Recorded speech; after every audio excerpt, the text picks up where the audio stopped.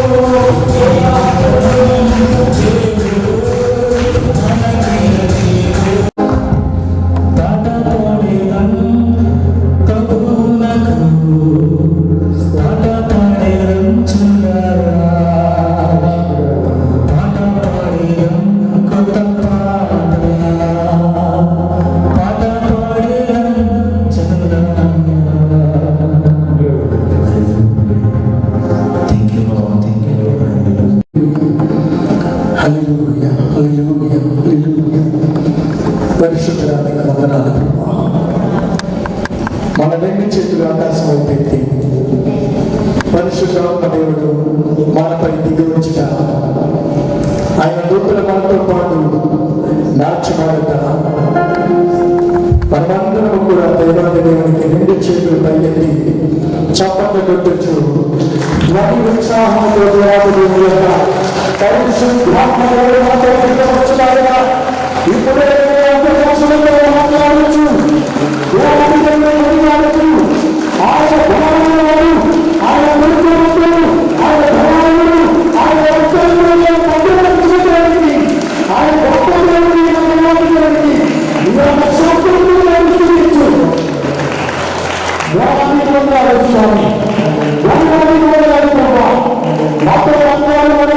ఆయన స్వామి ఇదిగో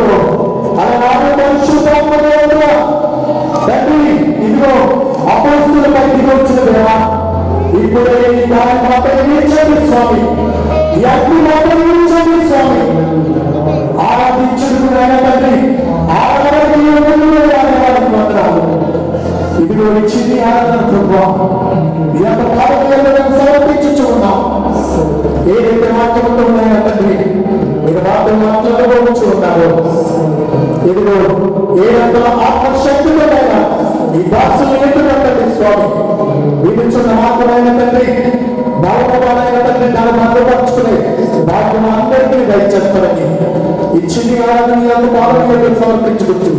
తండ్రి కుమార పరిశుద్ధాత్మనామములో ఇంట్లో బ్రతుకులాడి వేడుకొచ్చున్నాను తండ్రి గారు. ఆమేన్. హల్లెలూయా. 21 నుంచి మనం చదువుకుందాం. యెహోవా మార్గమును అనుసరించుచున్నాను, భక్తిహీనుడనై నేను నా దేవుని విడిచిన వాడు కాను. ఆయన న్యాయులన్నిటినీ లక్ష్యపెట్టుచున్నాను, ఆయన దోషక్రియలను చేయవలసింది. ఆయన దృష్టికి నేను యథార్థుడైంది కావున యెహోవా నిర్దోషిగా నడిచించి తన దృష్టికి కనబడిన దయగల వారి ఎడల నువ్వు దయ చూపించవు, యథార్థవంతుల ఎడల యథార్థవంతుడుగా నువ్వు.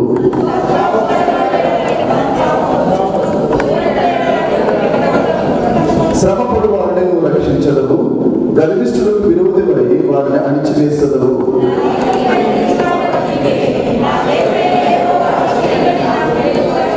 నీ సహాయం వలన నేను సైన్యమును జయింతును, నా దేవుని సహాయం వలన ప్రాకారమును దాటును. ప్రయోజనంగా చదువుతున్నా. దేవుడు యథార్థవంతుడు, యెహోవాకు వెంపను, తన సన్నిధించు వారికందరికీ ఆయన కెడుము. దేవుడి కీర్తన భాగమును మనం ఇక్కడ తీర్చుకోగలం.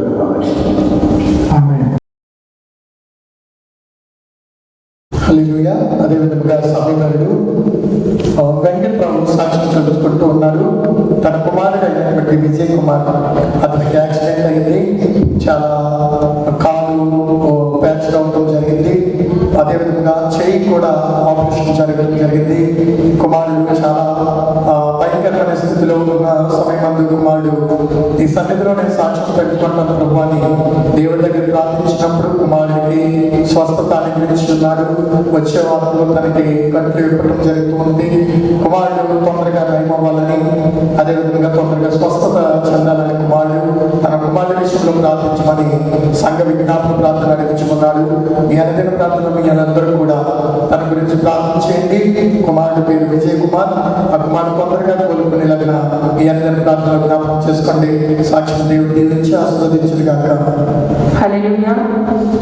ఓఏజీ కంపెనీలో పనిచేస్తున్నటువంటి కుమారి సిస్టర్ చాలాసార్లు మనల్ని ప్రార్థన కోరి ఉంటున్నది ఎన్నో విషయాల్లో.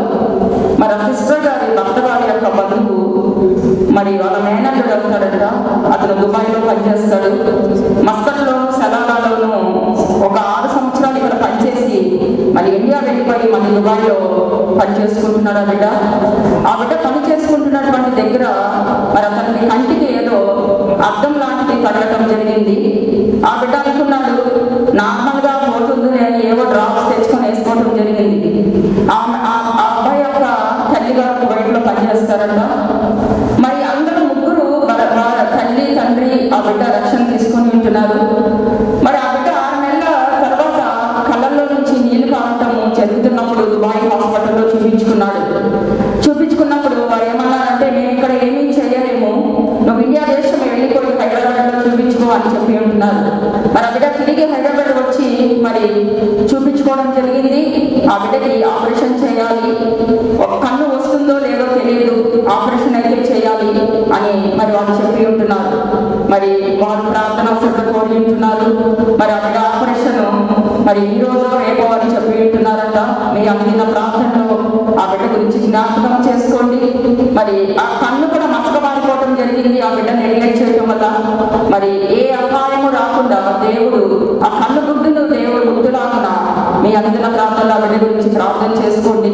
మరి ఆ బిడ్డ యొక్క ఆపరేషన్ సక్సెస్ అయ్యి మరి తిరిగి ఆ బిడ్డ సంతోషంగా మన మధ్యలో సాక్ష్యం పంచుకునే రీతిలో మరి ఆ బిడ్డ దేవుడిని గణపరిచే విధముగా మీ అందిన ప్రార్థనలు జ్ఞాపకం చేసుకోమని కోరుచున్నాము.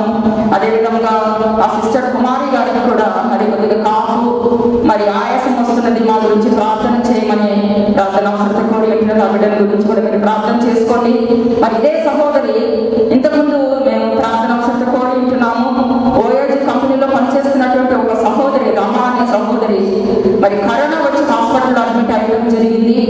మనందరం ప్రార్థించాము, కానీ దేవుని చిత్తము మనకి తెలియదు. ఆ బిడ్డ గత వారం మరణించడం జరిగింది. మరి ఆ బిడ్డ కుటుంబం గురించి మీ అందరూ ప్రార్థించండి, కుటుంబ ఆదరణ గురించి మీ అందరూ ప్రార్థించండి. మరి చనిపోయిన తర్వాత ఇక్కడి నుంచి వాడిని పంపించలేనటువంటి స్థితి కరోనా వలన మరి కుటుంబస్తులందరూ ఎంతో ఆవేదనతో ఉంటుండగా మరి ఆ బిడ్డ గురించి, ఆ బిడ్డ కుటుంబం గురించి మీ అందరినీ ప్రార్థించమని కోరుచున్నది. హల్లెలూయా. అదేవిధంగా మనకు సాక్ష్యం మన మధ్యలో ఉంటుంది. సహోదరి రిబెక్కా సాక్ష్యం పంచుకుంటూ ఉంది. సహోదరి తను పనిచేస్తున్నటువంటి యజమానులు వేరొక అతనితో కలిపి బిజినెస్ చేసుకుండగా వాళ్ళు అతను మోసం చేసి వాళ్ళు వెళ్ళిపోయినట్ట. అతనికి రావాల్సినటువంటి డబ్బులు చాలా పట్టుకుని అతను ఇండియాకి వెళ్ళిపోవడం జరిగింది. సహోదరులు చాలా దుఃఖంలో ఉంటూ ఉన్నారు. తన కుటుంబం చాలా ఆధ్వర్యంలో చాలా దీనస్థితిలో ఉంటూ ఉందని కుమార్తె సాక్షి పంచుకుంటూ ఉంది. కుమార్తె చెప్పిందంట, నేను సన్నిధిలో ప్రార్థించమని చెప్తాను, ఏం భయపడుతున్నాను. కుమార్తె వారికి ఎప్పుడైతే చెప్పి ఉందో వారు ప్రార్థన కోరి ఉన్నారంట. మీ అందరి ప్రార్థనలో జ్ఞాపకం చేసుకోండి. కుమారుడిని పోగొట్టుకున్నవన్నీ కూడా మళ్ళా తిరిగి వచ్చిలాగిన కుమారుడు కూడా వాళ్ళందరూ కూడా సంతోషించలాగిన మీ అందరి ప్రార్థనలో జ్ఞాపకం చేసుకోమని కుమార్తె ప్రార్థన విజ్ఞప్తి నడుచు ఉన్నది. సాక్షి దేవుడు దీవించి ఆశీర్వదించింది కాక. హల్లెలూయా. సహోదరి పేరు రాణి. మరి సహోదరి కొన్ని రోజుల క్రితం వారి అక్కగారికి, బావగారికి ఇండియా దేశంలో కరోనా వచ్చి ఉంటున్నది. అప్పుడు మన పాస్టర్ గారికి, పాస్టమ్మ గారికి సహోదరి మరి మెసేజ్ పెట్టి ఉన్నప్పుడు మరి భారంతో మరి ప్రార్థించినప్పుడు మరి వాళ్ళ బావగారు సీరియస్ అయ్యారు. కానీ దేవుని కృపను బట్టి ఈ రోజున సజీవ లెక్కలు దేవుడు ఉంచి ఉంటున్నాడు. మరి వారికి ఉన్నటువంటి ఆ తెగులు నుంచి విడుదల దేవుడు మరి బయటకు తీసుకొచ్చి ఉంటున్నాడు. అందరిని బట్టి దేవుడు నామానికి స్తోత్రాలు చెల్లించవలసినది. ఈ సహోదరి యొక్క కుమారుడు డిగ్రీ అయిపోయింది. మరి ఉద్యోగం కోసం ప్రయత్నం చేయించున్నాడు.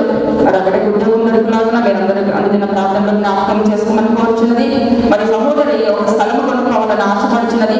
అది కొన్ని ప్రాబ్లమ్స్ లో గొడవల్లో ఉంటున్నది. మరి అవన్నీ తీరిపోయి మరి బిడ్డ యొక్క స్థలం కొనుక్కునేలాగా మీరందరూ ప్రార్థన చేయమని ప్రార్థన కోరుచున్నది.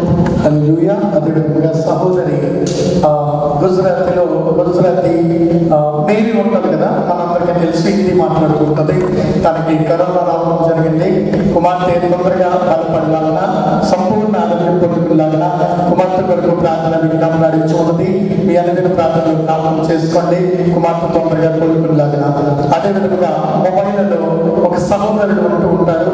కుమారుడు గడిచిన 2 వారాల క్రితము బాప్తిసం తీసుకోవడం జరిగింది. తన తల్లి కూడా మన సంఘానికి వస్తూ ఉంటుంది. కుమారుడు బాప్తిసం తీసుకున్న 2వ వారంలో పనికి వెళ్తే ఒక రోజు ఏమైందంటే తనకు తానుగా కళ్ళు తిరిగి పడిపోవడం జరిగింది. అప్పటి నుండి కాళ్ళు చేతులు కూడా లాగి కుమారుడు ఎంతో బలహీనంగా అయిపోయి ఉన్నాడు. కుమారుడి విషయంలో ప్రార్థించమని కుమారుడు ప్రార్థన విజ్ఞాపన నడుచుకున్నాడు. సాక్షి దేవుని దీవించి ఆశీర్వదించను గాక.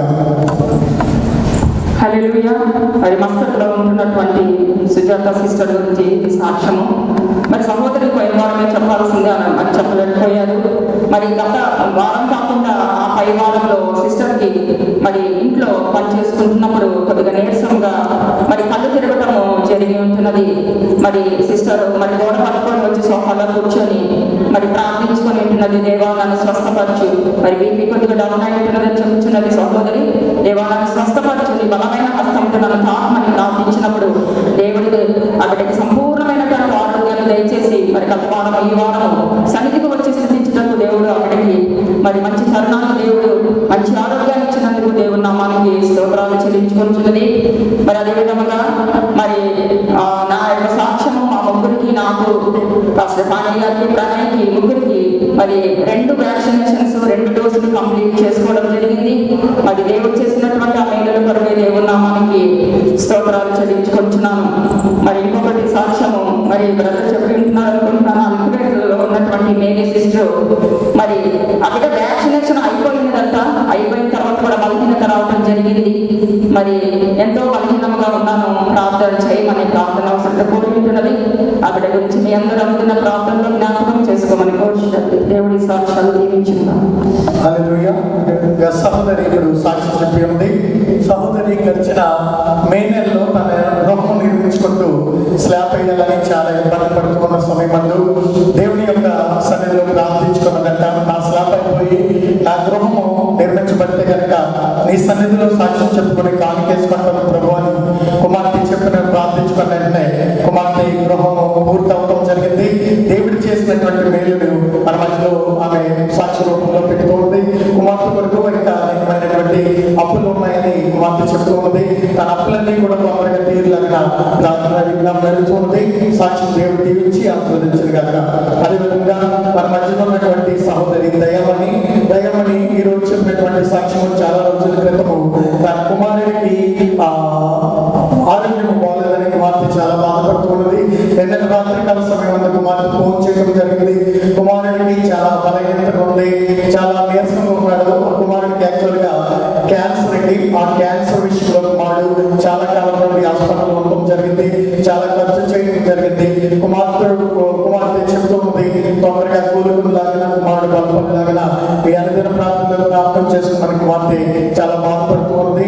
మన మధ్యలో ఉంటూ ఉన్నది. ఆమె పేరు దయమని. కుమారుడి విషయంలో మీ అనుదిన ప్రార్థనలు ప్రార్థన చేసుకోండి. సాక్ష్యం దేవుడు దీవించి ఆశీర్వదించింది గాక.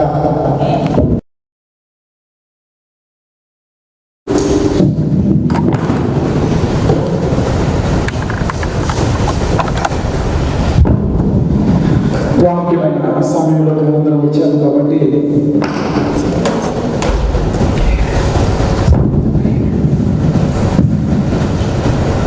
దైవ గ్రంథాలైతే కొద్దిసేపు మనం వాక్యం ధ్యానించుకుందాం. అందరం కలిసి అపోస్తుల కార్యములు 11వ అధ్యాయం 26వ వాక్యంతో మొదలు పెట్టుకుందాం. అపోస్తుల కార్యములు 11వ అధ్యాయం 11వ అధ్యాయం 26వ వాక్యం మనం చదువుతున్నాం. వాడు కలిసి 1 సంవత్సరం అంతయు సంఘంలో ఉండి బహు జనములకు వాక్యమును బోధించింది. మొట్టమొదట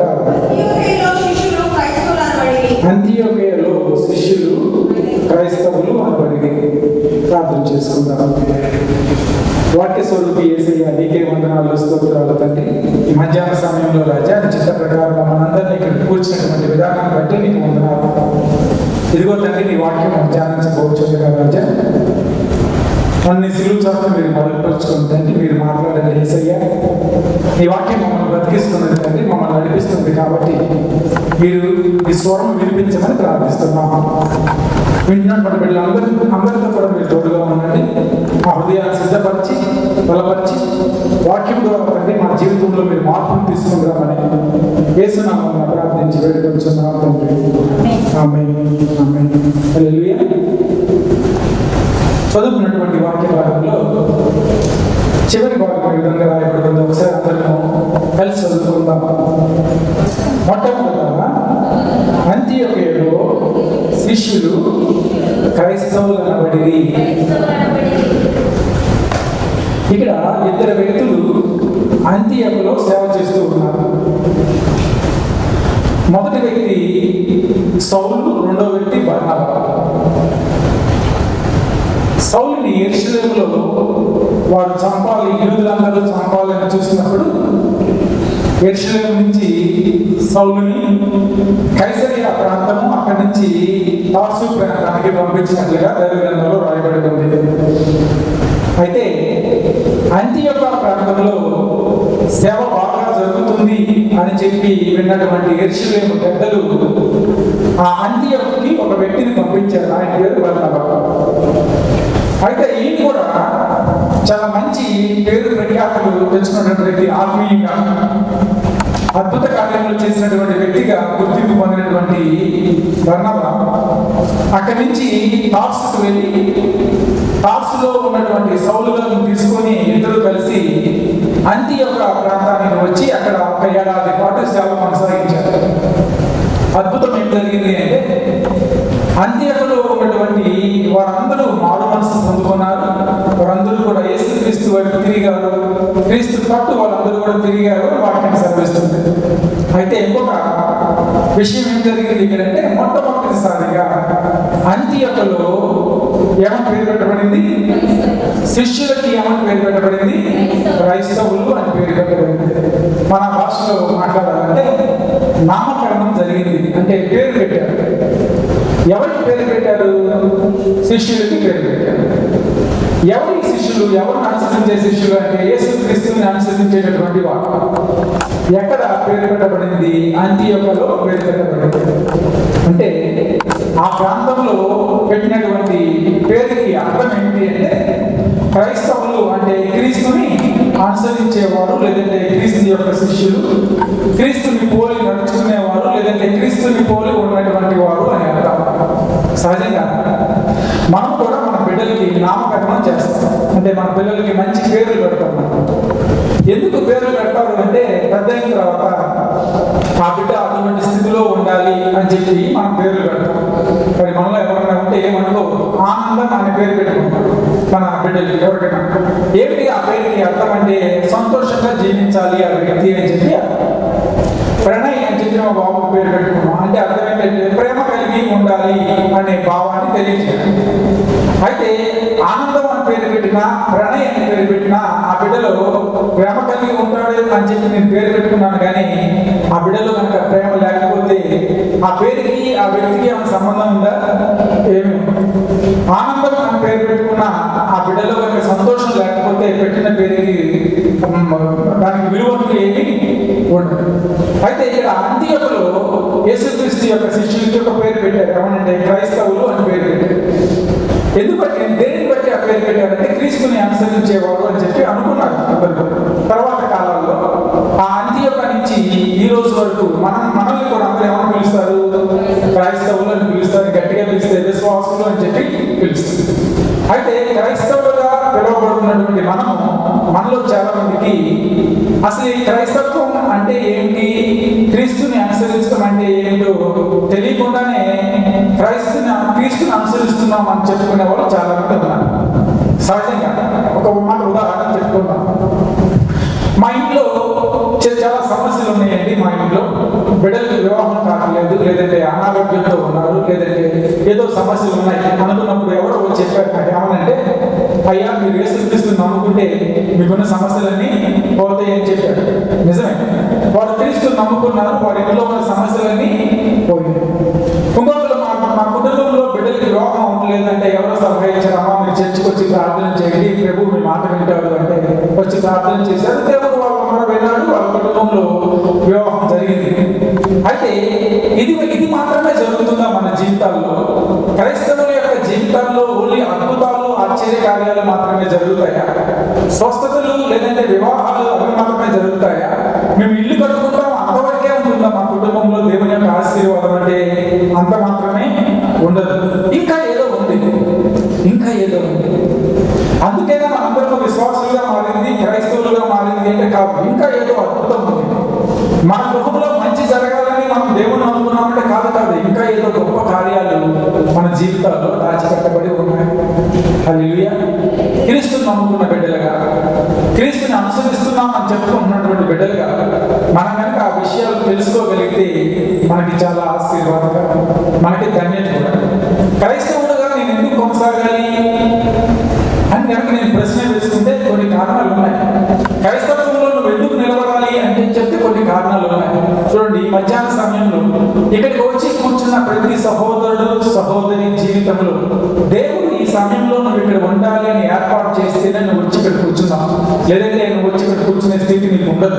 దేవుడు నీ జీవితంలో ఇది చెయ్యాలి అని చెప్పి ఆయన ప్రణాళిక సిద్ధపరిచాడు. కాబట్టి ఈ మధ్యాహ్న సమయంలో మనందరం ఆయన సన్నిధిలో కూర్చుని ఉన్నాం. ఆయన సన్నిధిలో సంతోషించే సమయాన్ని దేవుడు మనందరికీ దయచేశాడు. అంటే దేవుడు క్రైస్తవులుగా మన నుండి ఏదో అద్భుత కార్యాలు, ఆశ్చర్య కార్యాలు, ఈ లోక సంబంధమైన మాత్రమే కాకుండా ఇంకా ఏదో గొప్ప విషయాలు మన కొరకు ఆయన దాచిపెట్టి ఉంచారు. ఈ మధ్యాహ్న సమయంలో కొద్దిసేపు మనందరం కూడా క్రైస్తవంలో ఉన్నటువంటి గొప్పతనం ఏమిటి, ఎందుకు నేను క్రైస్తవులుగా ఉండాలి, ఎందుకు నేను యేసుక్రీస్తుని విశ్వసించాలి, ఎంతో మంది దేవతలు ఉన్నారు, ఎంతో మంది దేవుళ్ళు ఉన్నారు కదా ఈ లోకంలో, ఎందుకు యేసునే నేను వెంబడించాలి అంటే కొన్ని విషయాలు ఉన్నాయి. మన గృహంలో ఆశ్చర్యకార్యం జరిగితేనే క్రీస్తుని వెంబడిస్తున్నామని కాదు, కానీ దానికన్నా ఇంకా ఎక్కువేవో ఉన్నాయి. ఈ మధ్యాహ్న సమయంలో కొన్ని విషయాలు మనం ధ్యానించుకుందాం. సహజంగా యేసుక్రీస్తుని నమ్ముకున్నటువంటి వారికి, లేదంటే విశ్వాసులకి, క్రీస్తుని అనుసరించే వారికి ఉండే మొదటి ఆధిక్యత ఏమిటి అంటే, మొట్టమొదటి గొప్పతనం ఏమిటి అంటే, మనందరం కూడా యేసుక్రీస్తుని కలుసుకోబోతున్నాము. హల్లెలూయా. మనకుండే ఆధిక్యత ఏంటి? మనందరం ఎవరు కలుసుకోబోతున్నాం? యేసుక్రీస్తుని మనందరము కలుసుకోబోతున్నాం. అది గొప్ప ఆధిక్యత, విశ్వాసం. అది గొప్ప ఆధిక్యత, విశ్వాసం. సహజంగా మన జీవితాల్లో ఎవరైనా ఒక మినిస్టర్ని కలవాలి, లేదంటే ఒక వ్యక్తిని కలుసుకోవాలి, ఒక అధికారి దగ్గరికి మనం వెళ్ళాలి అంటే అక్కడ ప్రోటోకాల్ అని ఉంటుంది. ప్రోటోకాల్ అంటే ఏంటంటే నిబంధన. ఏ విధంగా వెళ్ళి ఆ వ్యక్తిని కలవాలి, ఏ విధంగా వెళ్తే ఆ వ్యక్తిని కలుసుకోగలం, ఆ వ్యక్తి దగ్గరికి వెళ్ళినప్పుడు మనం ఎలా మాట్లాడాలి, ఎలా నుంచోవాలి అని చెప్పి కూడా ట్రైనింగ్ ఇస్తారు. మనలో చాలా మంది ఒక విషయం గమనించి ఉంటాం. ఎవరికైనా పద్మభూషణ్ అవార్డు వచ్చినప్పుడు, లేదా అత్యున్నతమైన అవార్డు వచ్చినప్పుడు ఇండియా దేశంలో వాళ్ళు వెళ్ళి రాష్ట్రపతి దగ్గర అవార్డు తీసుకుంటారు. తీసుకునేటప్పుడు ప్రతి వ్యక్తి కూడా ముందు వెళ్ళి ప్రాక్టీస్ చేయాలి. ఏం ప్రాక్టీస్ చేయాలి? ఎలా వెళ్ళాలి రాష్ట్రపతి గారి దగ్గరికి, ఎక్కడ నుంచోవాలి, ఎక్కడి నుంచి అవార్డు తీసుకోవాలి, ఎట్లా వెనక్కి రావాలి అని ఒక ట్రైనింగ్ ఉంది. అది లేకుండా మనం వెళ్ళి అక్కడికి వెళ్ళి నేను రాష్ట్రపతి దగ్గర అవార్డు తీసుకోమంటే రాదు. పోలీస్ అకాడమీలో కూడా ఏదైనా అవార్డు పొందినట్టు వాళ్ళకి ముందుగానే ట్రైనింగ్ ఇస్తారు. ఎలా వెళ్ళి నువ్వు పై అధికారి దగ్గర నిలబడి ఆ అవార్డు తీసుకోవాలి అని చెప్పి ట్రైనింగ్ ఇస్తారు. అలాగే ఎవరినైనా కలవాలంటే దానికి ఒక ప్రోటోకాల్ ఉంది. యేసుక్రీస్తుని కలవాలి అని మధ్యాహ్న సమయంలో ఎంతమంది అయితే ఆశపడి ఇక్కడ ఉన్నారో, క్రీస్తుని మేము కలుస్తామని చెప్పి నమ్మకంతో ఇక్కడ ఉన్నారో, క్రైస్తవులుగా ఉన్నటువంటి మనందరికీ కూడా ఒక ప్రోటోకాల్, ఒక నిబంధన అనేది ఉంటుంది. ఈ నిబంధన ఉంటేనే మనం యేసుక్రీస్తుని మనం కలుసుకోవాలి.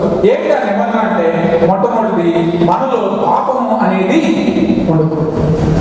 ఏముండకూడదు? మనలో పాపము అనేది ఉండకూడదు. సహజంగా మా చిన్నప్పుడు మేము ఎక్కువగా మెసేజెస్ వినేవాళ్ళం. నేను హైదరాబాద్ కుటుంబం నుంచి వచ్చాను, కానీ ఎక్కడో ఊరి చివరి మైకిల్ నుంచి వినపడుతూ ఉండే ఆ సేవకుడు ఏం చెప్పారంటే, ఎప్పుడు కూడా ప్రతిరోజు ఉదయం లేకపోయినా వాళ్ళు ఏం మాట్లాడారంటే, మీరందరూ పాపులు, మీరందరూ పాపులు, మీరందరూ పాపులు అనేవాళ్ళు. మీరు కూడా చూడండి, ఎక్కడైనా పల్లెటూరులో కానీ మనం ఇప్పుడు కూడా మాట్లాడుకుంటే క్రైస్తవులు ఎక్కువగా మాట్లాడే దేని గురించి మాట్లాడతారు? పాపం గురించి మాట్లాడతారు. వాళ్ళు మాట్లాడేదే పాపం గురించి.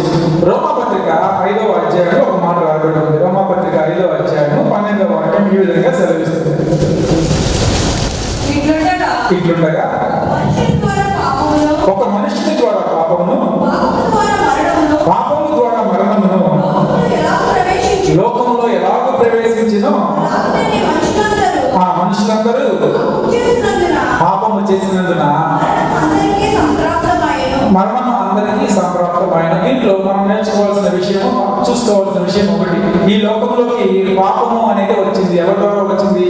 ఒక మనిషి ద్వారా ప్రవేశించింది.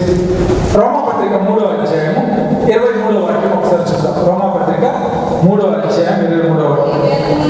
ఏ భేదమును లేదు, అందరూ పాపం చేసి దేవుడు అనుగ్రహించు మహిమను పొందలేకపోతున్నారు. చూడండి, ఈ వాక్యాలంతా చదువుతూ ఉన్నప్పుడు మనం అనుకోవచ్చు, ఏంటి విశ్వాసులు ఎక్కువగా పాపం గురించే మాట్లాడుతున్నారు, పాపం గురించే ఎందుకు విశ్వాసులు విధంగా క్రైస్తవులు మాట్లాడుతున్నారంటే, క్రైస్తవులుగా ఉన్నటువంటి మనకి ఉండే ఆధిక్యత ప్రభువుని కలుసుకోవాలి, ప్రభువుని కలుస్తాం తప్పనిసరిగా. అని ప్రభువుని కలవాలి అంటే మనం ఉండవలసిన అర్హత ఏమిటి అంటే, మనలో పాపం అనేది ఉండకూడదు. ఇప్పుడు పాపం అనేది లేకుండా నాలో ఉండాలి విశ్వాసులుగా రక్షణ పొందుకునే వాళ్ళు ఉన్నారు. మనం రక్షణలో కొనసాగాలి అని చెప్పి ప్రార్థన చేస్తూ ఉంటాం. బాప్తిజం తీసుకున్నటువంటి మనము, క్రీస్తును అనుసరిస్తున్నటువంటి మనము ఏమని ప్రార్థన చేస్తామంటే, అయ్యా మేము రక్షణలో కొనసాగాలి, రక్షణలో ఎదగాలి అని చెప్పి ప్రార్థన చేస్తాం. యేసుక్రీస్తుని అలాగే ఎదుగుతూ ఎవరిని కలుసుకోవాలని మన ఆశ, క్రీస్తుని కలుసుకోవాలని మన ఆశ. అయితే ఎవరిలో అయితే పాపం లేదో వారు మాత్రమే యేసుక్రీస్తుని కలుసుకోగలరని ఒక నిబంధన ఉంది. కాబట్టి ఇప్పుడు మనం ఎలా ఏమవ్వాలంటే నీతిమంతులుగా తీర్చబడాలి. ఎలా తీర్చబడమా నీతిమంతులుగా అంటే రోమాపత్రిక 3:24 తర్వాత వాక్యం చదువుకుందాం. కాబట్టి నమ్మువారు ఆయన కృప చేతనే క్రీస్తు యేసునందరి విమోచన ద్వారా ఉచితముగా నీతిమంతులని తీర్చబడుతున్నారు. అంటే మనం నీతిమంతులుగా తీర్చబడాలి అంటే మనకు ఉండవలసింది ఏంటి? దేవుని యొక్క కృప. ఆయన కృప ద్వారానే మనం ఎలా తీర్చబడమని వాక్యం సెలవిస్తుంది. నీతిమంతులుగా మనం కూడా తీర్చబడతాం. మొట్టమొదటి విషయం, పాపము మనలో ఉండకూడదు అంటే నేనేం చేయాలి? యేసుక్రీస్తుని నమ్ముకోవాలి. యేసుక్రీస్తుని నమ్ముకున్న తర్వాత నీలో జరిగే మార్పు ఏంటి అంటే నిన్ను నీతిమంతులుగా ప్రభు తన రక్తము ద్వారా తీరుస్తాడు. సరే, ఒకసారి ప్రభు యేసుక్రీస్తు రక్తము కాచి మన నీతిమంతులుగా తీర్చిన తర్వాత మనకు వచ్చే అర్హత ఏమిటి అంటే ప్రభువును కలుసుకునే అర్హత మనందరం కూడా పొందుకుంటాం.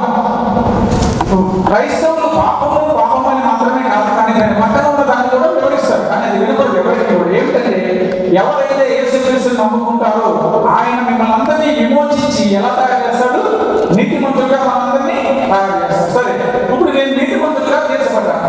ఎవరి ద్వారా తీర్చబడ్డాను? యేసుక్రీస్తు రక్తం ద్వారా, ఆయన కార్చిన రక్తం ద్వారా నేను నీతిమంతుని అయ్యాను. అంటే నాకు వచ్చిన అర్హత ఏమిటి? నేను యేసుక్రీస్తుని కలుసుకునే అర్హత నాకు వచ్చింది.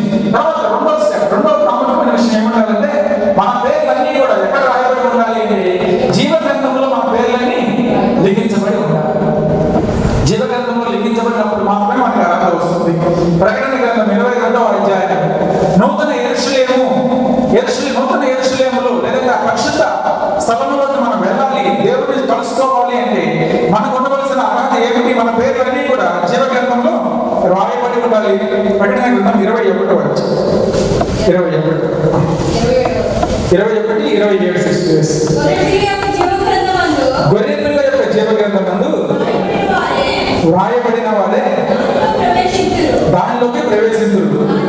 కానీ జాగ్రత్త గమనించండి విశ్వాసం, జాగ్రత్త గమనించండి. ఇక్కడ ఏమైనా వాక్యం చదివిస్తుందంటే నూతన యెరూషలేములోకి ప్రవేశించాలి అంటే, పరిశుద్ధ పట్టణంలో మనం ప్రవేశించాలి అంటే మొట్టమొదటి మనలో పాపం అనేది ఉండదు. రెండోది, జీవ గ్రంథంలో మన పేర్లు అక్కడ రాయబడి ఉండాలి.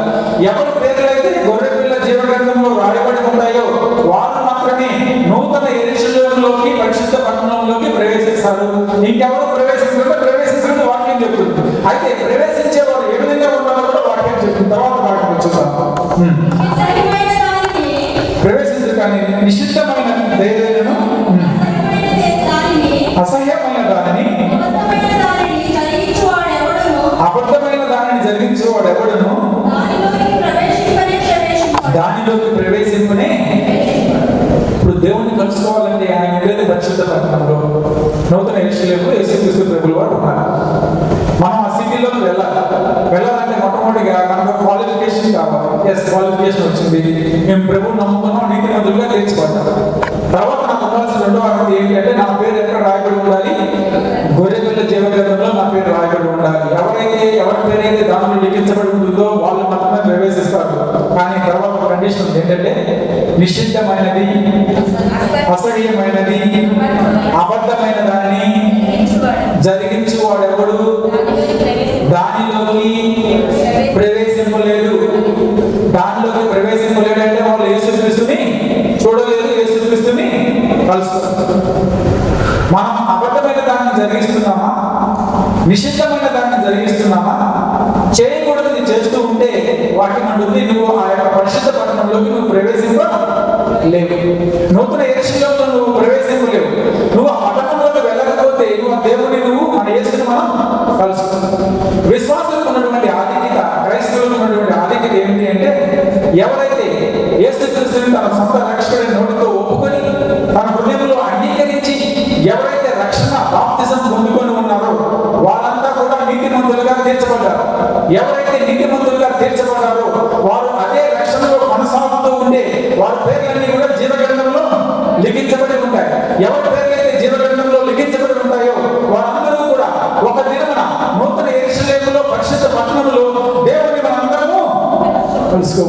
హల్లెలూయా. కాబట్టి మొదటి ఆధిక్యత క్రైస్తవుడికి యేసుక్రీస్తుని కలుసుకునే ఆధిక్యత క్రైస్తవుడికి ఇవ్వబడింది.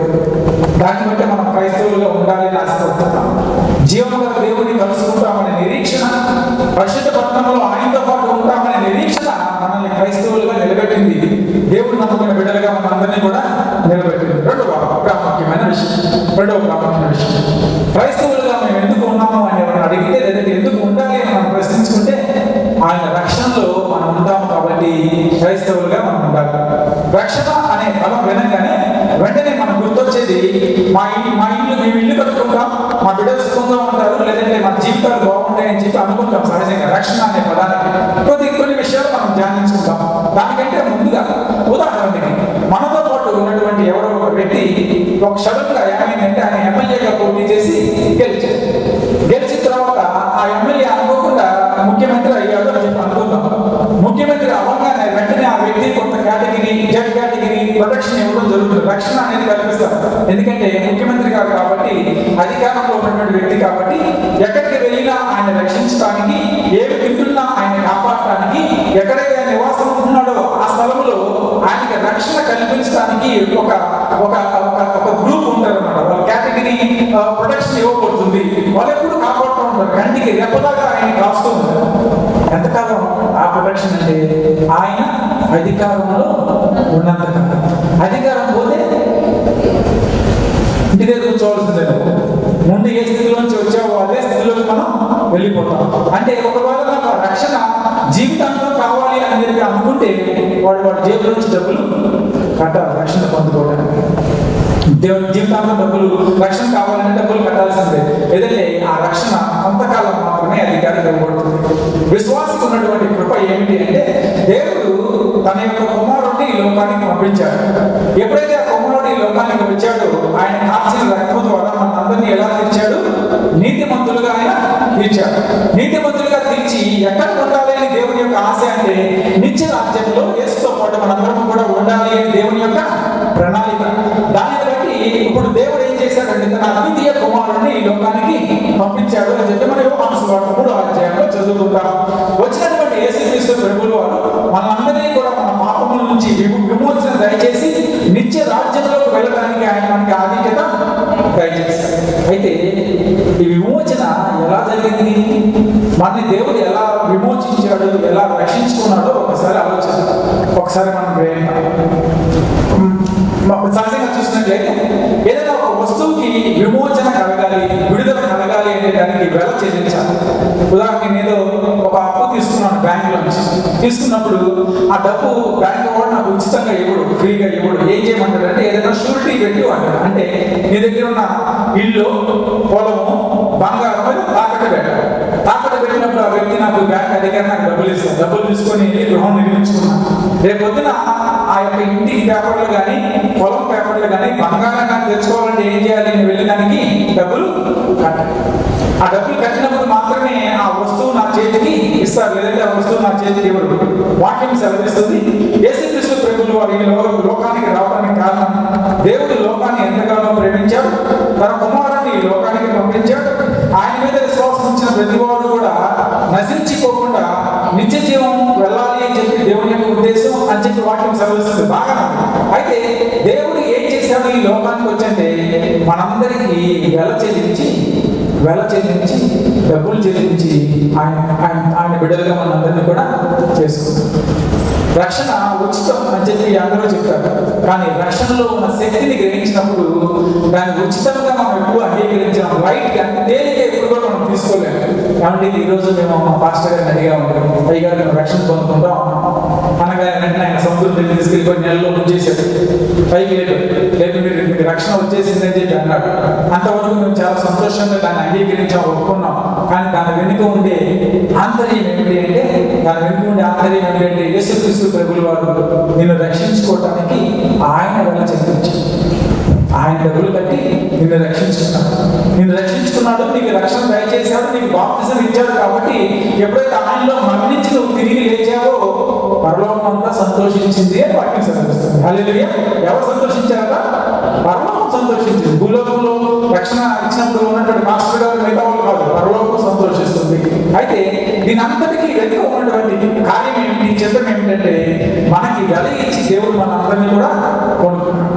మొదటి పేతురు పత్రిక, పేతురు రాసిన మొదటి పత్రిక 1వ అధ్యాయం 18-19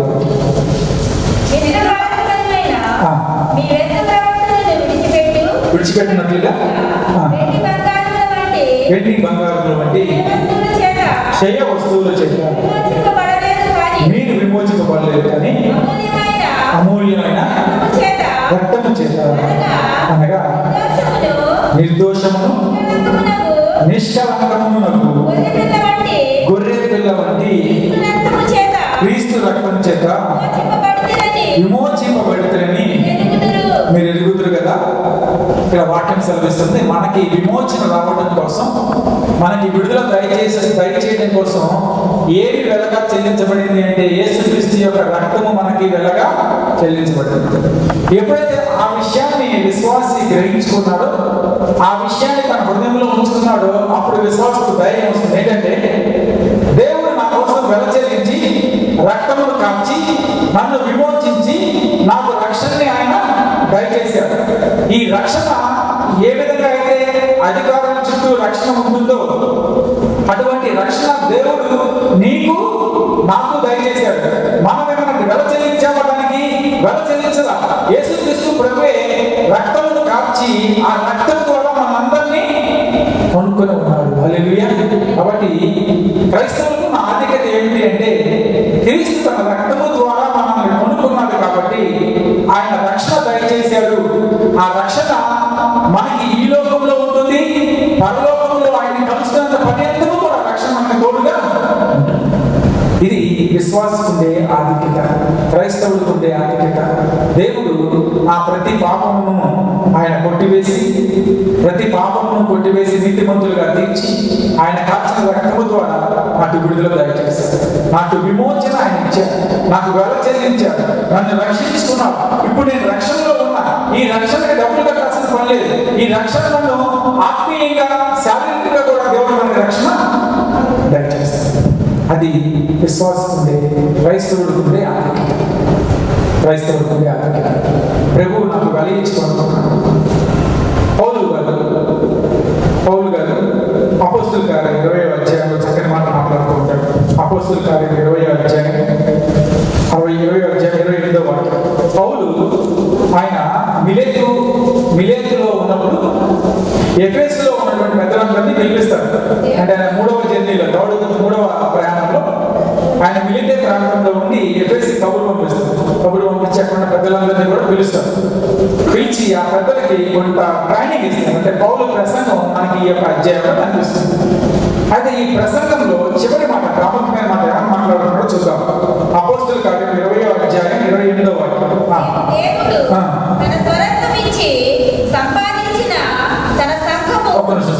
దేవుడు తన స్వరక్తమిచ్చి సంపాదించిన తన సంఘమును, తన సంఘమును అంటే సంఘమును ఎవరు ఏర్పాటు చేసుకున్నాడు?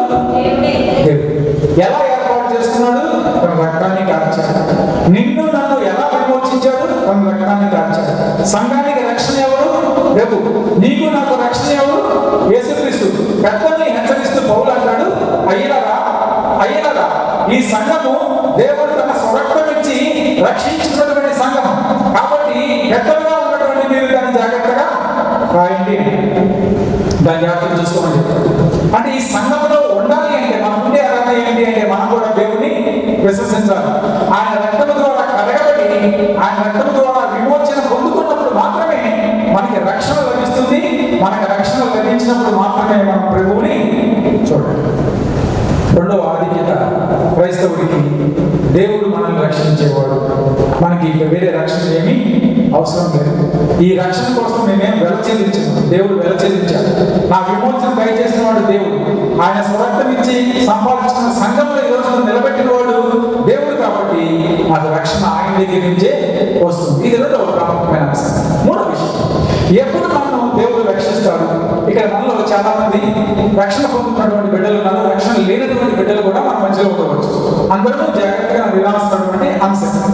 ఎప్పుడు దేవుడు నన్ను రక్షిస్తాడు? చాలా మంది అనుకుంటారు రక్షణ ఎప్పుడు వస్తుంది?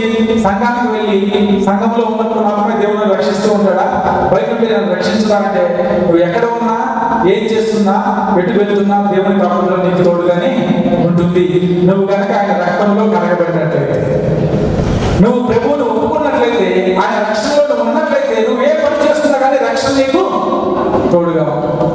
కానీ కొంతమంది రక్షణ లేనటువంటి వారితో ఎప్పుడైనా మనం మాట్లాడితే, అయ్యా మీరు బాప్తిజం తీసుకోండి, ప్రభువు చాలా మంచివాడయ్యా, ప్రేమమయుడు, మన ప్రభువు కరుణామయుడు, ఆయన రక్తాన్ని కార్చాడయ్యా మన కోసం, మన పాపముల కోసం సిలువ మీద మరణించాడని చెప్తే వాళ్ళు అంటారు, అయ్యగారు ఇప్పుడు కాదండి వచ్చేవాళ్ళతో మా ఇంట్లో ఎవరు అడిగి నిర్ణయం తీసుకుంటామండి, అంటే మనకు తెలిసిన వాళ్ళు ఎవరు అడిగి నిర్ణయం తీసుకుంటాం. కొంతమంది ఇండియా రక్షణ పొందుకుంటామంటారు, కానీ దేవుడు ఎప్పుడు అలా మాట్లాడారు?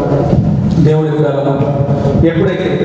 ఎప్పుడైతే క్రీస్తును అంగీకరించి నోటితో నువ్వు ఒప్పుకుంటే ఆయన సొంత రక్షకుడిని, ఆ క్షణమే నీకు రక్షణ లభిస్తుంది. హల్లెలూయా. దేవుడు ఆలస్యం చేసే దేవుడు కాదు.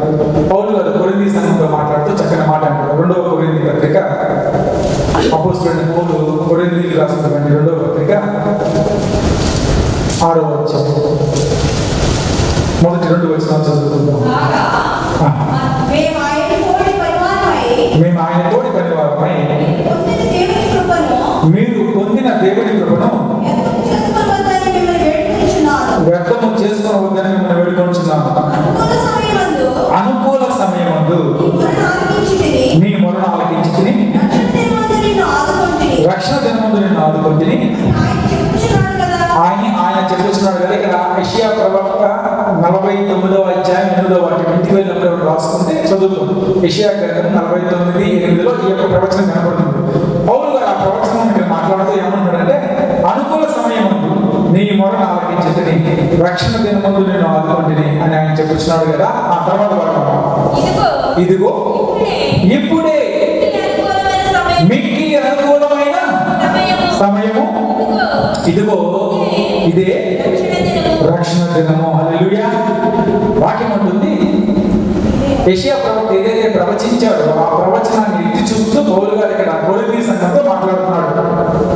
కొరింథీ సంఘంలో విశ్వాసం లేని, రక్షణలో లేనటువంటి వాళ్ళలాగా మీరు జ్ఞాపకం చేసుకోండి.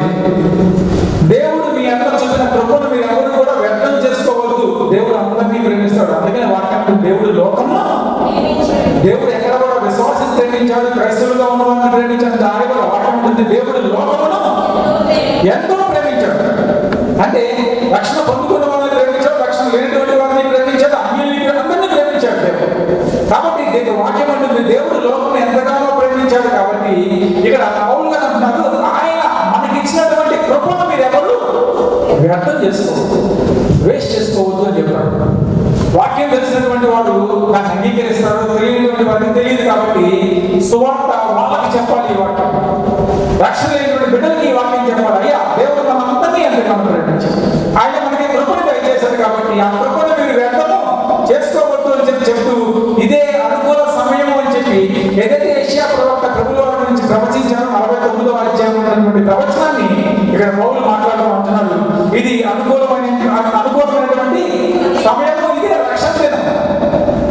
నువ్వు ఒకసారి నోటితో ఒప్పుకున్నావంటే యేసుక్రీస్తు హృదయంలో అంగీకరిస్తే ఆ క్షణమే దేవుడు నీకు రక్షణని రేపురా అంటుంది.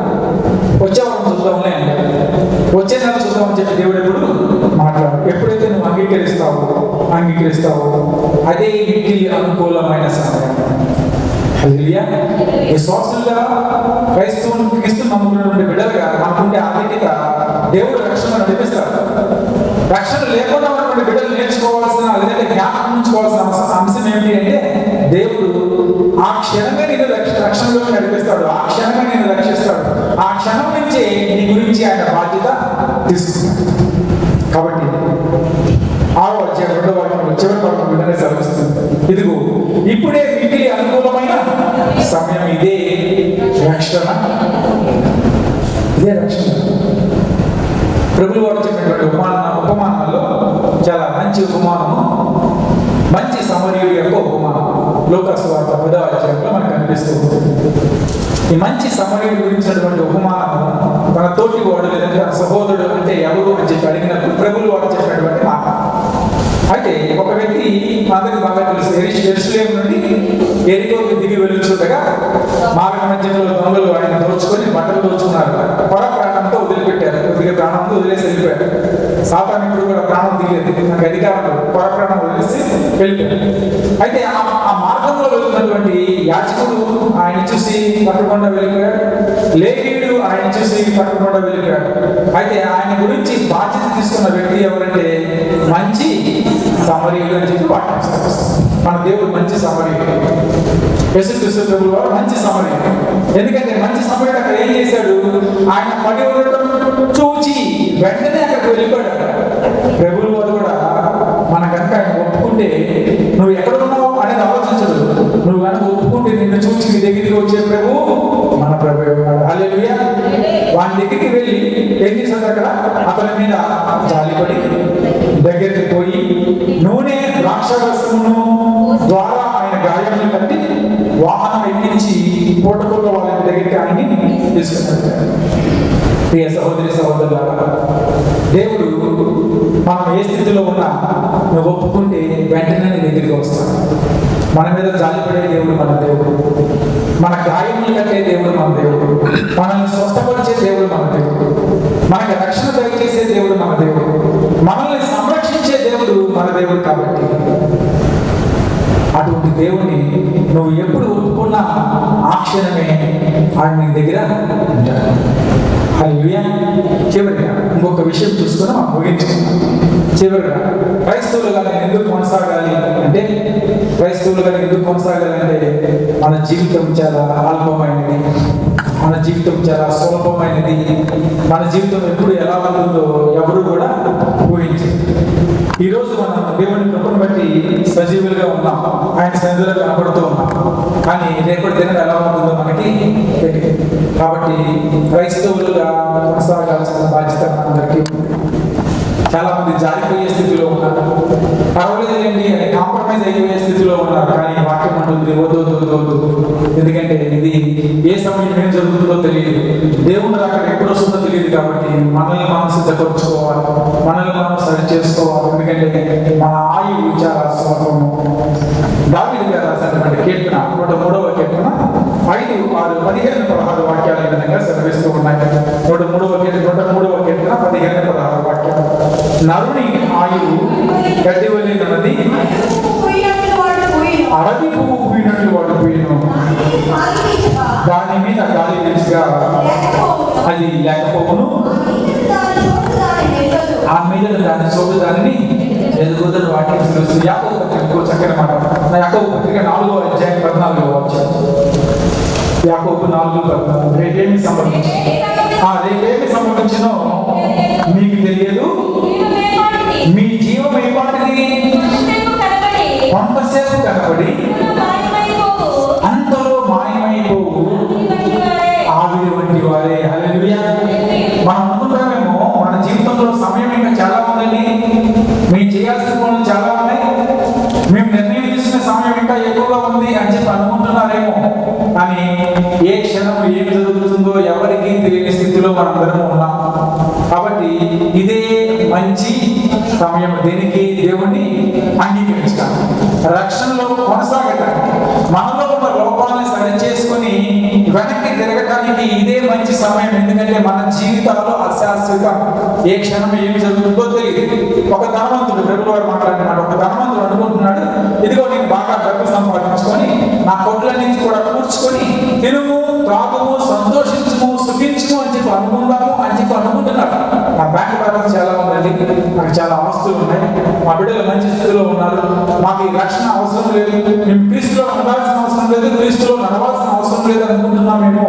వాక్యం ఉంటుంది, రాత్రికి కనుక దేవుడు నీ ప్రాణాన్ని అడిగితే, రాత్రికి దేవుడిని నిర్దేశించుకొని పోతే నీ ఆస్తి అంతా ఏమైపోతుంది, కాబట్టి నీ సంపాదన అంతా ఏమైపోతుందని వాక్యం తెలుస్తుంది. కాబట్టి మన దృష్టి ఎవరి మీద ఉండాలంటే యేసుక్రీస్తు మీద ఉండాలి, రక్షకుడి మీద మన దృష్టి ఉండాలి.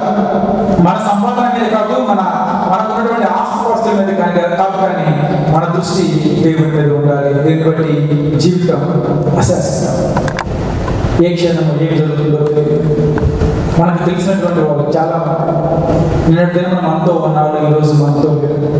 ఒకవేళ వాళ్ళు కనుక రక్షింపబడి ఉంటే పరలోకంలో ఒకరోజు వాళ్ళతో మనం కలుసుకుంటాం. రక్షణ లేకుండా ఉంటే వారు ఏమవుతారు, వాళ్ళని ఎప్పుడు చూడలేరు, నరకానికి పోతారు. రక్షణలో కొనసాగలేక, విశ్వాసంలో కొనసాగలేక పడిపోతున్న బిడ్డలు కూడా మనల్ని మనం సరి చేసుకోవాలి. విశ్వాసంలో మనం కొనసాగాలి.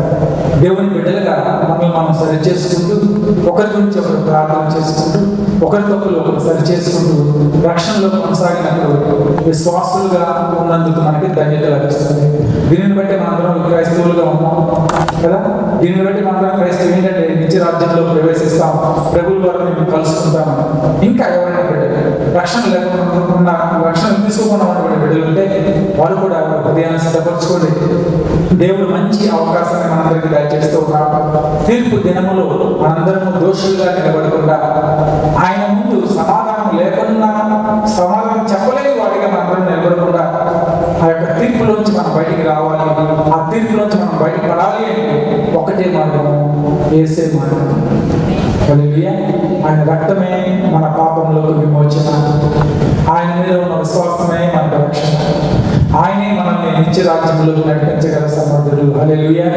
మనం చేసే క్రియల వల్ల కాదు కానీ, మన యొక్క మాటల వల్ల కాదు కానీ, ఆయన ఉచితమైన కృప ద్వారానే మనందరం నిత్య రాజ్యంలో చేరగలం. ఆయనే మనల్ని స్వస్థపరిచే దేవుడు, ఆయనే మనకి శారీరక ఆరోగ్యం ఇచ్చే దేవుడు, ఆయనే మనకి ఆత్మీయ ఆరోగ్యాన్ని ఇచ్చే దేవుడు, ఆయనే మన మానసిక ఆరోగ్యాన్ని ఇచ్చే దేవుడు. సాతాను ప్రయత్నం చేస్తూ ఉండవచ్చు మనలో ఉన్నటువంటి శాంతిని, మనలో ఉన్నటువంటి ఆరోగ్యాన్ని, మనలో ఉన్నటువంటి సంతోషాన్ని దోచుకోవాలని ప్రయత్నం చేస్తుందేమో. కానీ ఈ మధ్యాహ్న సమయంలో సాతాన్ని మనం గద్దించి, సాతాన్ని మనం ఎదిరించి ప్రభువు నామం పేరు నిలబడగలిగితే దేవుడే మనకి విజయాన్ని దయచేస్తాడు.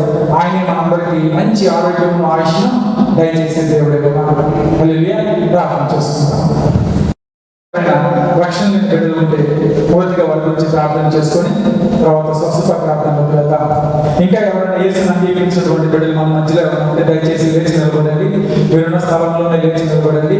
క్రీస్తుని అంగీకరించినటువంటి వారు, క్రీస్తుని రక్షకుడుగా అంగీకరించినటువంటి వారు ఎవరైనా ఉంటే దయచేసి లేచి నిలబడి వారి గురించి ప్రత్యేకంగా ప్రార్థన చేసుకొని మనం ముందుకు వెళ్తాం. ఇదిగో ఇంకా నేను రక్షణ పొందుకోలేదు, ఇంకా నేను ఆలోచిస్తూ ఉన్నాను, ఇంకా నేను దేవుని రక్షణలోకి రాలేదు అని చెప్పి అనుకున్నటువంటి వాళ్ళు ఎవరైనా దయచేసి లేచి నిలబడండి. వారి గురించి ప్రార్థన చేసుకున్న తర్వాత మనం స్వస్థ ప్రార్థనలోకి వెళ్తాం. మా మంచి దేవుడు యేసయ్యా, వందనాలు స్తోత్రాలు తండ్రి. ఆశ్చర్యపడా నీకే వందనాలు స్తోత్రాలు ప్రభువా. ఇదిగో నీ ప్రియ కుమారుడి ద్వారా తండ్రి మాకు విమోచన దయచేసారు.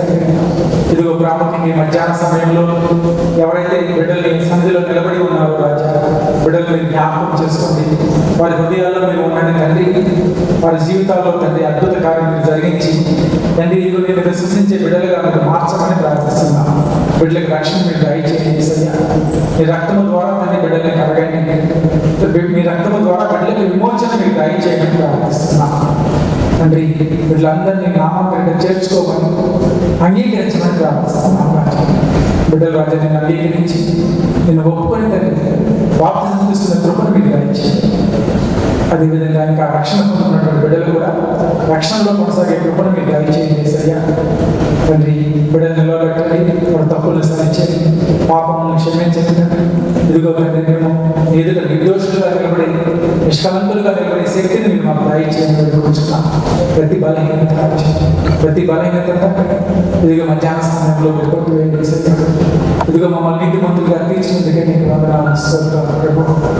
హల్లెలూయా. నీకే వందనాలు స్తోత్రాలు. ఇంకా తండ్రి ఎంతమంది బిడ్డలు మా మధ్యలో బలహీనతలో ఉన్నారు రాజా, మా మధ్యలో బలహీనతలో ఉన్నారు తండ్రి, వచ్చి ఉన్నారు బిడ్డలందరినీ మీరు జ్ఞాపకం చేసుకోండి యేసయ్యా. స్తోత్రం ప్రభువా. ఇదిగో తండ్రి మా గాయాలను కట్టేవాడు నీవు యేసు, మమ్మల్ని స్వస్థపరిచే దేవుడు నీవు తండ్రి. స్తోత్రం ప్రభువా. మా ప్రతి గాయమును తండ్రి మాన్పే దేవుడు నీవు యేసయ్యా. స్తోత్రం. మా హృదయంలోకి తండ్రి నెమ్మదిని దయచేసే దేవుడు నీవు యేసయ్యా. ఇదిగో తండ్రి ఎంతమంది బిడ్డలు రాజా ఈ మధ్యాహ్న సమయంలో తండ్రి బలహీనతలో ఉన్నారు తండ్రి, ప్రతి బిడ్డని తండ్రి మీరు దర్శించండి. ఇదిగో మీ గాయకున్న తండ్రి హస్తం బిడ్డల మీద ఉంచండి, మీ దక్షిణ హస్తం బిడ్డల మీద ఉంచండి. ఇదిగో మీ రక్తపు ప్రతి బలహీనత యేసు నామములో కొట్టివేయబడుగా, ప్రతి బలహీనత తండ్రి యేసు నామములో తొలగిపోవుగా చేసి బిడ్డను దర్శించండి తండ్రి. ఇదిగో రాజా, ఎటువంటి బలహీనత ఉన్నప్పటికీ, ఎటువంటి బలహీనతలో ఉన్నప్పటికీ నీ కృప చూపించండి యేసయ్యా. స్తోత్రం. నీ కృప చూపించండి తండ్రి. స్తోత్రం ప్రభువా. స్తోత్రం రాజా. ప్రతి అనారోగ్యాన్ని ముట్టితే యేసు నామములో విడుదల తండ్రి కలుగుగా చేసి నీకే వందనాలు. శక్తిగల నామములో ప్రార్థిస్తున్నా ఆశ్చర్య కార్యములు బిడ్డల జీవితాల్లో జరుగుతుగా, బిడ్డలకు వ్యతిరేకంగా పనిచేస్తున్న ప్రతి ఒక్క అంధకార శక్తులు తండ్రి, అపవాద శక్తులు తండ్రి, సాతాన శక్తులు తండ్రి, ప్రతి ఒక్క కార్యాన్ని తండ్రి యేసు నామములో విడగొడుతున్నాం. ప్రతి ఒక్క బంధకాన్ని తండ్రి యేసు నామములో విడగొడుతున్నాం తండ్రి. స్తోత్రం. ఈ క్షణం తండ్రి బిడ్డలకు విడుదల విడుదల విడుదల కలుగుగా సమాధానం మీరు దయచేయండి, శాంతి మీరు దయచేయండి, హృదయాన్ని నెమ్మదిపరచండి. ఇదిగో మేమందరూ తండ్రి ఏకాత్మైన హృదయం నీ వైపు చూస్తూ ఉండగా రాజా, శిలువలో మీరు కాచిన రక్తము ద్వారా తండ్రి ప్రతి బిడ్డకి మీరు విడుదల దయచేసినందుకే నీకు వందనాలు. ప్రతి బిడ్డను మీరు తాకినందుకే నీకు వందనాలు యేసయ్యా. ప్రతి బిడ్డను మీరు దర్శించినందుకే నీకు వందనాలు. ఇదిగో రాజా, మా మధ్యలో తండ్రి ఏ బిడ్డ బలహీనతగా లేకుండా ప్రతి ఒక్క బిడ్డను మీరు బలపరిచినందుకే నీకు వందనాలు. బలము ప్రసాదించినందుకే నీకు వందనాలు యేసయ్యా. ఇదిగో మేమందరూ శక్తి పొందుకొని నీ సాక్షిగా తిరిగి వెళ్తుండగా నీకు దయచేయండి. ఇదిగో రాజా, రాబో దినముల్లో కూడా విశ్వాసులుగా నీ బిడ్డలుగా ఈ లోకంలో తండ్రి జ్యోతులు వల్ల జీవించే భాగ్యాన్ని మీరు మాకు దయచేయండి. మాలో ఉన్న ప్రతి ఒక్క బలహీనతను కొట్టివేసి బలపరచమని నజరేయుడైన యేసు నామమున ప్రార్థించి వేడుకొంచున్నాము. ఆమేన్. హల్లెలూయా. హల్లెలూయా.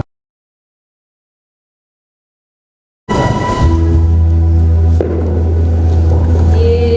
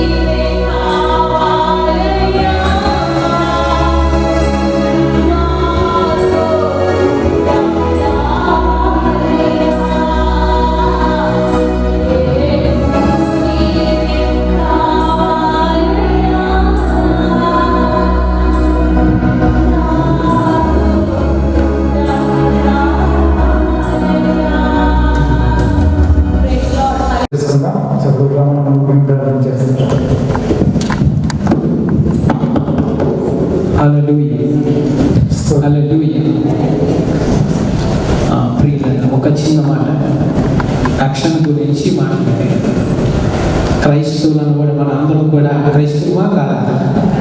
క్రైస్తవులు అన్న వాళ్ళు అలా చేతులెత్తండి. దేవస్తోత్రం. రక్షణ పొందావా లేకపోతే వంశపారంపర్యంగా వచ్చామా? ఒకసారి తెలియకుండా ప్రార్థన చేస్తున్నాం. వంశపారంపర్యంగా ఉన్నది క్రైస్తవుడు కాదు, రక్షణ పొందాలి. యేసు రక్తంలో కరగబడి వారి ప్రతి ఒక్కరు కూడా క్రైస్తవుడే. ప్రార్థన చేస్తున్నామా? మనకి ఇచ్చిన సమయం కొరకు ప్రభు కొందాలు చేద్దాం. హల్లెలూయా నా దేవానికి స్తుతులు స్తోత్రము తండ్రి. పరిశుద్ధుడానికి స్తోత్రములు, మహోన్నతుడ మహాగరుడానికి స్తోత్రాలు తండ్రి. అత్యున్నత సింహాసనం మీద ఆసీనుడైన వాడానికి స్తోత్రాలు తండ్రి.